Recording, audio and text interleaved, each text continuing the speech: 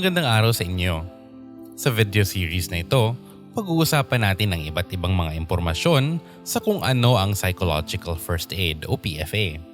Tatalakayin natin ang mga kailangan para makapaghanda at para maisagawa ito ng maayos para sa ating mga komunidad na apektado ng iba't ibang uri ng sakuna, natural man o gawang tao. Sa video na ito, magsisimula tayo sa pagtalakay kung ano nga ba ang Psychological First Aid. What is Psychological First Aid? Psychological First Aid or PFA is a humane, supportive, and practical assistance to fellow human beings who have recently suffered exposure to serious stressors. Ang PFA ay isang uri ng pagtulong sa ating kapwa na nakaranas ng matinding sakuna. Ginagawa ito sa pamamagitan ng pagbibigay ng praktikal na tulong o suporta. Hindi ito intrusive o nangangailangan ng matinding pagkalap ng impormasyon tungkol sa isang tao. Ang pangunahing kailangan nating malaman ay kung ano ang kanilang mga pangangailangan at mga pinangangambahan. Kasama rito ang mga basic needs gaya ng pagkain at tubig. Sa PFA, tayo ay nakikinig sa mga tao pero hindi natin sila pinipilit na magsalita. Kapag sila ay nakakaranas ng matinding stress o emosyon, tutulong tayo na mapakalma sila. Sa pagsasagawa ng PFA, kasama ang pagbibigay ng tamang impormasyon at pag-uugnay sa mga tao sa mga serbisyo at mga uri ng suporta na makakatugon sa kanilang mga pangangailangan. Lahat ng ito ay mahalaga upang maprotektahan natin sila na makaranas pa ng panganib. Kung tutuusin, simple lang naman ang hangarin sa pagsasagawa ng PFA. Kaya importante rin maintindihan natin ang mga hangganan nito. Una, PFA is not something only professionals can do. Kahit sino na nagtataglay ng kakayahan na makinig at tumulong ay pwedeng matuto at magsanay sa PFA. Ang PFA ay hindi professional counseling. Hindi rin ito psychological debriefing kung saan ipapakwento natin sa mga tao ang kanilang mga karanasan at kanilang mga saloobin. Dati, ganito ang ginagawa. Pero ngayon ay napatunayan sa mga pag-aaral na pwedeng mas makasama ito sa mga survivors ng isang sakuna kaysa sa makatulong. Kaya naman ang PFA ang nirerekomenda ng World Health Organization na ipalit dito. PFA is not about asking people what happened or to put time and events in order. Hindi natin kailangan na itanong sa kanila kung ano ang nangyari, bagkus ay kailangan maitanong kung ano ang kailangan nila sa ngayon. Kailangan din natin tandaan na sa PFA, hindi natin pipilitin ng mga tao magsalita.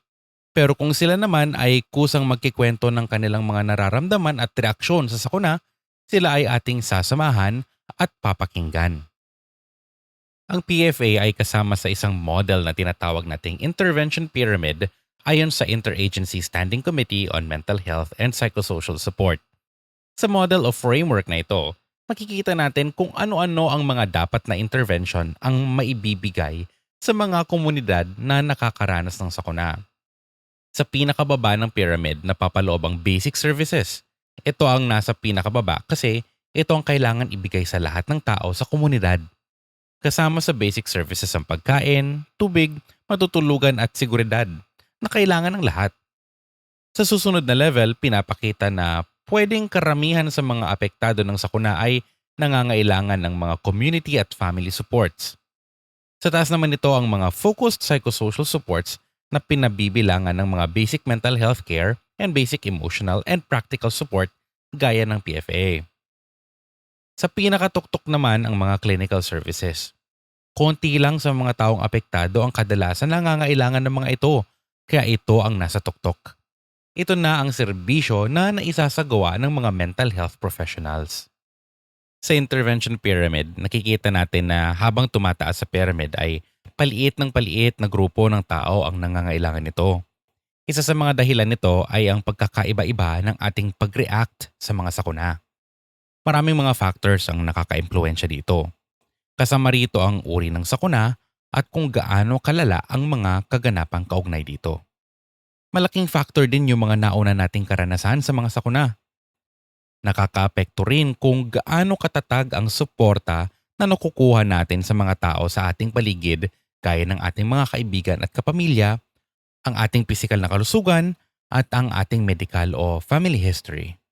Ang mga sakuna ay may epekto sa lahat ng tao ano man ang kanilang kultura, relihiyon at mga paniniwala. Factor din ang mga ito sa kung paano sila mag-react sa mga sakuna. At ang huli, ang ating edad.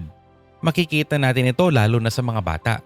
Halimbawa, ang mga sanggol, mga maliliit na bata at mga teenagers ay paiba-iba sila ng reaksyon sa sakuna. Marami mga factors ang nakakaapekto sa kung paano na i-experience ng mga tao ang mga sakuna. Nakita natin sa mga pag-aaral na ang pakiramdam na tayo ay ligtas, ang pagiging kalmado at pagkakaroon ng pag-asa ay nakakatulong sa pagiging matatag. Kasama rito ang access sa mga pwedeng pagkukunan ng social, physical and emotional support at ang pagpapanumbalik ng kanilang sense of control para matulungan nila ang kanilang sarili.